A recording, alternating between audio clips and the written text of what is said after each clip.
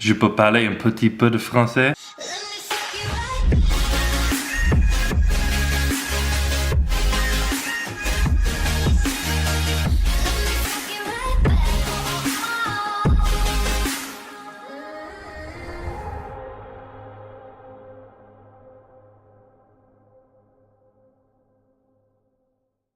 What is up, YouTube? So today, I'm going to be doing a Q&A. Dropped a post on my IG a few days ago and asked you guys for some questions, so I went through and kind of glanced at it, and as always, I never organized enough to prepare this, so I'm just going to kind of fire through it, prepare them, and answer it on the spot. Hopefully I'm going to try not dawdle on the questions because I tend to just drag my answers on way too long.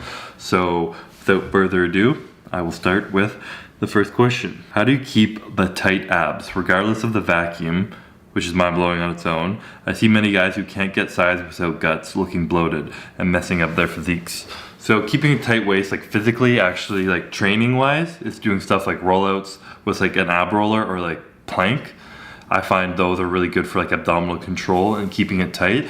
But in terms of like keeping it small over a long period of time over your career, not getting a gut, it's mainly not being distended, not bloated or anything like too often. So if you force feed too much shitty food that causes you to be bloated and your stomach's always distended, that is going to stretch out your stomach and lead to it being just a gut. So don't eat too much and eat foods that your body can digest. Can you speak French or say anything in French for the French fans who support you? It's been a while, but je peux parler un petit peu de français. J'ai arrêté à parler français quand j'étais dans le 6e année, je pense. Oui. That's all I got. I can still talk a little French. I should try and learn it again because I think I could actually pick up on it really quick. But it's the grammar and shit that just fucks with my head. I need to walk around with a Becherel in my pocket. Where do you find your Champion Jack Factory sweatshirts? This is like the most common question I get now about these Jack Factory hoodies, and I'm sorry, but I custom made them. I went and I bought a Champion hoodie and I sewed on Jack Factory. I sewed it myself, literally. What is the best part of being with Courtney? So it sounds super cheesy probably, but honestly, she's one of those people who like makes me a better person just being around her. She's like so selfless and treats everybody like so kindly and so great. Like I can treat her great, my sister great, Ian great, my family great, and everyone like treat them right. But like she has that same kind of like love for like everybody. She just like treats everybody the way she wants to be treated, that kind of just good person. So that kind of like attribute, being around someone like that who's just like generally so kind-hearted, is just like motivating to try and be better yourself. So definitely one of the many good things about being with her. What is some advice you wish someone told you when you were younger? This question gets asked a lot too. So to be very specific and not just like a random overall answer to this, I'm going to pick something specific, and that's related to my knee pain. And the advice I wish I had was to train my ankles and my feet when I was younger. Maybe wear better shoes or just train my feet in barefoot a lot more and make sure I have like crazy good ankle stability and they're not caving in at all, and my feet have an actual arch in them because I have flat feet, weak ankles, and they cave in, and that's caused me to have a lot of like tight hips and knee issues and stuff in the past. So that's one thing I wish I had focused on from the beginning of my career. What's your opinion on the whole intensity versus volume debate that has been going on lately? Greetings from Costa Rica. Intensity over everything, in my opinion. It's just, you will not grow unless you can like push yourself and train hard and push past limits, train harder than last time, and just be intense. Volume is like important and not important. Of course you need to be within a range, but like I don't think training a shit ton every single day is gonna be better than training really fucking hard a few times a week. Are you going to get any more tattoos? This question and what do my tattoos mean are all over too. So I've said this before, but the tattoo I have right here is the birth date of everybody in my family. So in age, my dad, mom, sister, me, right over my heart. And then on my arm, I have, this is just kind of like art stuff. I have a girl on the back, a tiger on the front, and like a rose and an arrow here. The arrow I actually got because my sister, that was like her first tattoo. That was her second or third tattoo. And me and my sister are just super close, so I wanted to like kind of mimic her, I guess, because I looked up to her when I was really young. I still do. How much do you sleep? Do you feel it is necessary to keep your recovery optimum and energy levels high during your workouts? This is very good question, because I think sleep is so fucking important to getting like good recovery and building muscle and just like everything being on track in your life, not just training, but just getting stuff done in general. And I try and sleep like 8 hours a night, like bare minimum. And like I'm the kind of person where like sleep is like the most important thing. If it's getting late and I have something to do or like whatever, I was like, no, I better get my shit done earlier, or I'm waking up the next morning and getting it done then. But I'm getting to sleep when I need to get to sleep. And having like a good schedule of sleeping at the same times every night is so important for energy levels throughout the day, and everything will really reflect on all that. What is the best training split in your opinion? So really, there isn't a best training split. Maybe with a lot of scientific research you could find an optimal thing, but the best training split is going to be what you can adhere to the best and the most consistently. So if you find like training full body every single day is like, maybe that's optimal, but you just fucking hate it, like myself, I'm not gonna go in and like half-ass 5 body parts and then leave. I don't like training like that. So I wouldn't adhere to that program, so that's a bad program for me. Whereas something like push-pull legs or even the bro split is like one of the easiest ones to adhere to, because it's kind of mindless thinking. You can go in and just destroy that muscle part and then you don't train it again for 5 days. And if that's what's the only workout that you're gonna go in and push yourself intense through the entire workout every single week, day in and day out, then that's the best thing for you. So pretty much just find whatever you work with best. If you were just beginning to lift again after several injuries, what's your best advice? So number one advice, the only advice you need pretty much, is just ease into it. The point of training is like progressive overload, obviously. So if you are injured and you haven't been training for a month, progressing from that is very minimal. So if you're injured like your legs and you haven't squatted in a month, squatting the bar is technically progressive overload.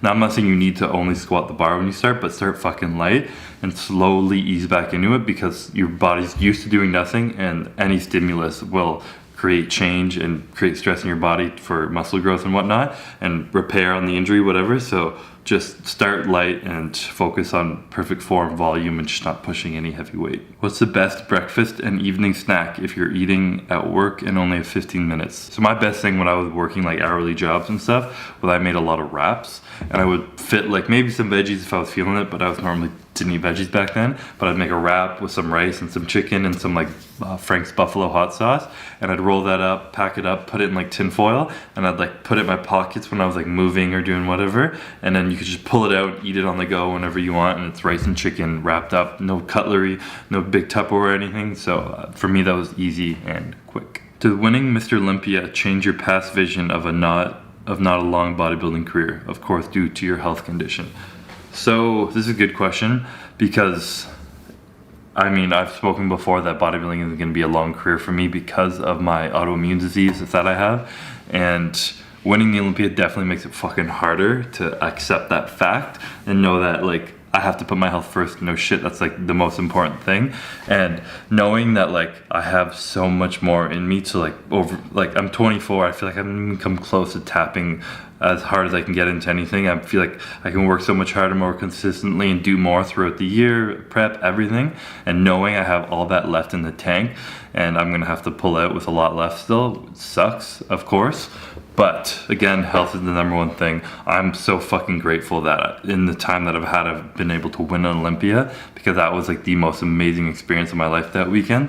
So regardless of anything, I'm just grateful for getting where I am now, but health is always gonna come first. So regardless of wins, I'm gonna have to retire earlier than I would want. Cardio before or after a workout? Definitely after your workout. Most important thing in building muscle is training, not cardio. So you want to focus all your energy on your workout, and then afterwards your cardio. You don't want to like deplete yourself for cardio and then go train.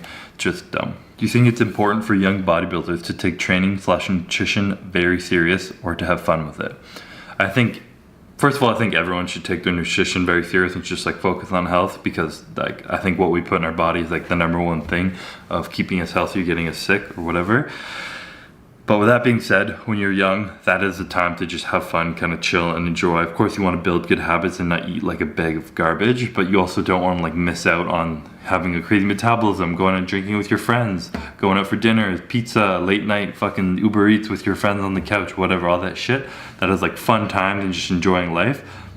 Bodybuilding will always be there, and when you're older, you won't have those friends around to go do things maybe or whatever, you just won't be as fun. You can lock it down more then. So I say, with a grain of salt, focus on nutrition, but mainly just have fun with it. Do you think it's harder to take on the current champ to win the title or harder to defend the title going forward? So I think it's definitely harder to take out the current champ than defend it, because I mean, the IFBB is like any other sport, anything. When someone's on top, you're on top because you're the best, and that's the hardest person to beat all the time. So when you're on top, and of course everybody wants like a reigning champ. That's just like what you want. And at the end of the day, nothing's easy or hard. It's going to come down to who's best, and it's all just fucking hard, to be honest. So I'd still say it's easier to defend it, but what's the most important thing you've learned on your fitness journey? Since you said most important, I'm not going to relate this to fitness so much, but the most important thing I've learned going through all this stuff I have been in my life is how important true core small group of friends and family are to keep close to you at all times. A, just because they're with you and friends with you, love you for the right reasons, for who you are and not what you've become. And B, they help you keep you grounded because they know who you are. They know how you should be acting when you're stepping on a line, or become a little douche or whatever. They can kind of snap you back into place, whereas other people won't. Other people will try and use you. And I mean, I've met a lot of stingy people in the kind of fitness world, and I've made a few close friends and stuck really close with my family, and I have a very kind of tight little circle that I don't really fuck around with outside of that. And I think just really, this journey has really shown me the importance of those close core group of people and how important it is to keep them close to you. Future collabs with anyone. I'm always down for some collabs.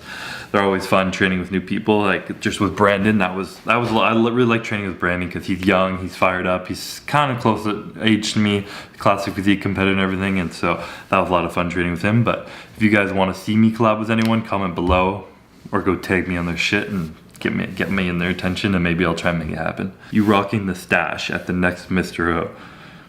Fuck yeah, I ain't stepping on stage without the mustache ever again. How did you get your biceps to grow? So, if you've been following me long enough, you know my biceps are still, and have been even more so, a weak point on my physique.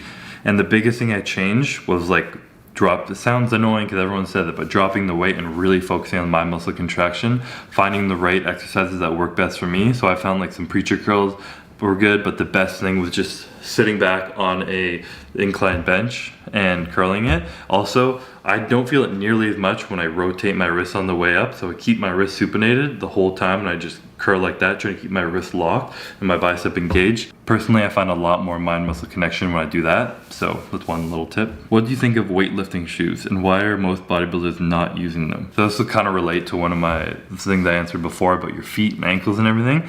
And I think weightlifting shoes can be a great crutch, tool, whatever, to kind of to put a band-aid over a problem that you have, which is, like I said, feet and ankles for me, for a lot of people as well.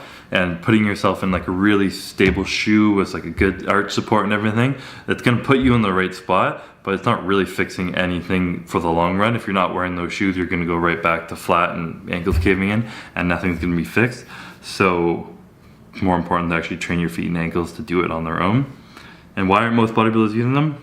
Couldn't tell you. They'd rather be wearing Atomic socks, high-cut shoes. I don't know. Chris, you're going to be working a booth at the Arnold this year.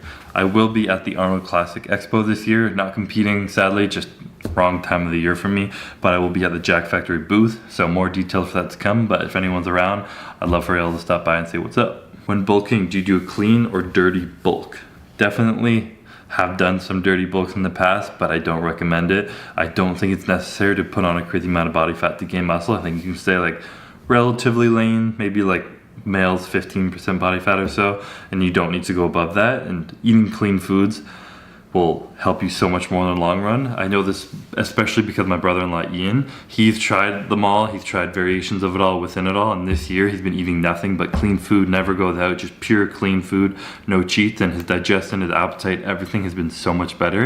And he's the biggest he's ever been, the leanest he's ever been, and just looks insane and feels a lot better at this weight. So I think clean bulks are just end all be all way to bulk. Are you planning on having kids?